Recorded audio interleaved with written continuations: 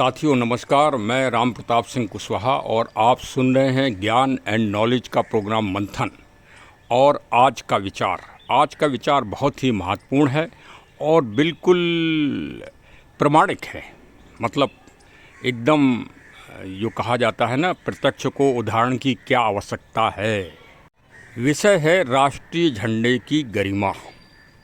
आखिर राष्ट्रीय झंडा किसको ये गर्व और सम्मान प्राप्त होता है। वास्तव में जो निश्चल भाव से देश की सेवा और समाज की सेवा करता है, जन सेवा करता है, उसको ये प्राप्त होता है।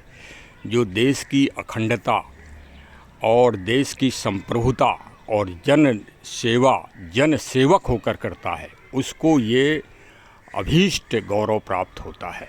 अब मैं ऐतिहासिक चर्चा भी करूंगा और आज की चर्चा करूंगा कि आज माननीय पूज्य श्री रतन नवल टाटा जी, आज पार्थिव शरीर उनका पंच तत्व में विलीन हो गया और राष्ट्र की तरफ से भारतीय तिरंगा समर्पित किया गया। मतलब हम सब 140 करोड़ लोग आज उस पावन आत्मा के लिए नमस्तक हो गए। देखिए, हम आपको प्रत्यक्ष बता रहे हैं। हम पुलिस विभाग में रहे हैं और लगभग 1008 मृतक आत्माओं के पंचायतनामा हमने भरे हैं या भरवाए हैं। 1008, हाँ, ये भी बात पक्की है, गिनती भी की जा सकती है। और हमने बहुत बहुत सज्जन और बहुत बहुत महानुभावों के भी पंचायतनामा भरे हैं और बहुत ही अत्याचारी और बलात्कारी और दुर्जन उनके भी पंचायतनामा भरे हैं। पूरा पार्थिव शरीर को सम्मान हमारी समझ से जो बहुत बड़ी आत्मा होती है उसको मिलता है। हाँ, अब हम ऐतिहासिक सारे ग्रंथ पूरी दुनिया के उठा रहे हैं। भाई देखो, हम तो पूरे दुनिया के ग्रंथ उठा लो आप, वेद से लेके गीता जी और सब रामचरितमानस, रामायण सब उठा लो और सब पे आज पर चर्चा करो कि ये सम्मान सबसे पहले दुनिया में किसने किसको दिया। प्रश्न ये है। बड़ा हमारा मंथन बड़ा वैसा होता है, आप लोग सुनते हो लेकिन अपने मिलने जुलने वालों को नहीं भेजते हो भाई, तो फिर ज़रा थोड़ा सा कष्ट होता है और निराशा होती है।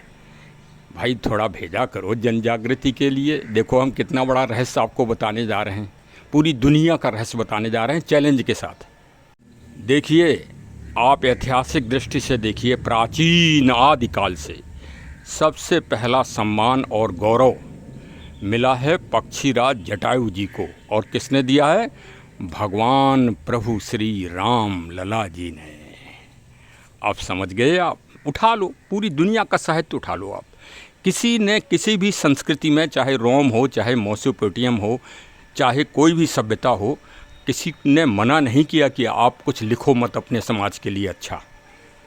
लेकिन भारतीय सोच आप देखो, और उसी जटायु जी की परंपरा से ही अंग्रेज़ों ने नकल करके विक्टोरिया क्रॉस और स्वतंत्र भारत ने परमवीर चक्र और दुनिया के अन्य राष्ट्रों ने वीरता के पदक देना प्रारंभ किए हैं और श्रेष्ठ अपने नागरिकों को भी पदक देना प्रारंभ किए हैं। पूज्य रतन टाटा जी को पद्म भूषण और पद्म श्री दोनों भारत के जो पदक हैं, अब उनको भारत रत्न भी मिलना चाहिए मरणोपरांत, उसके वो हकदार हैं। और अच्छा, एक पुलिस विभाग में और एक अनुभव हुआ कि जो कुछ सज्जन ऐसे होते हैं जो बहुरूपिया होते हैं, मतलब होते वो कुछ अंदर से कुछ और हैं और ऊपर से कुछ और दिखाई देते हैं, उनको ये सम्मान नहीं मिला। हमने खूब देखा प्रैक्टिकल वे में। उनमें उनके सम्मान में जो अंतिम सम्मान मिलता है उसमें कोई ना कोई व्यवधान आ जाता है। जैसे आंधी आ गई, पानी आ गई, बम विस्फोट हो गया या और कोई बात हो गई, पार्थिव शरीर को पूरा सम्मान नहीं मिल पाता। वो बहुरूपिया के रूप में उनको तिरंगा जरूर मिल जाता है, लेकिन ऐसा गौरवमयी तिरंगा तो उन्हीं को मिलता है जो महान आत्मा होते हैं, जो देश, समाज, जन सेवा के लिए इस पृथ्वी पर आते हैं कुछ करने के लिए।